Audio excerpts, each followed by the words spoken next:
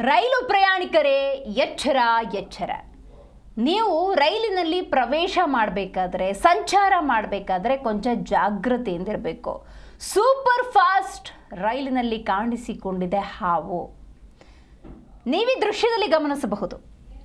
ರೈಲಿನೊಳಗೆ ಹೆಬ್ಬಾವು ಹೇಗೆ ಪ್ರವೇಶವನ್ನು ಪಡೆದುಕೊಂಡಿದೆ ಅಂತ. ರೈಲಿನ ಒಳಗಡೆ ಹೆಬ್ಬಾವನ್ನು ಕಂಡ ಜನ ಆತಂಕಗೊಂಡಿದ್ದಾರೆ, ಭಯಗೊಂಡಿದ್ದಾರೆ, ಸುಸ್ತು ಹೊಡೆದಿದ್ದಾರೆ. ಬೆಂಗಳೂರಿನಿಂದ ಮುಂಬೈಗೆ ಹೊರಟಿದ್ದ ಸೂಪರ್ ಫಾಸ್ಟ್ ರೈಲದು.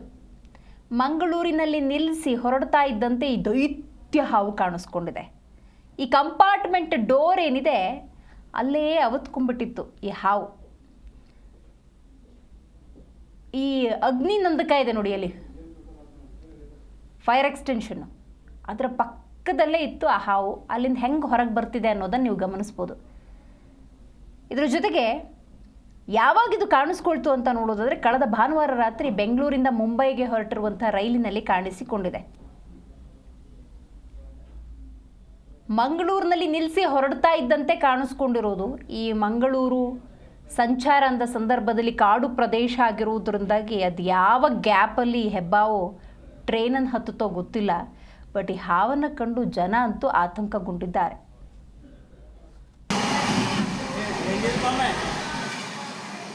Danger,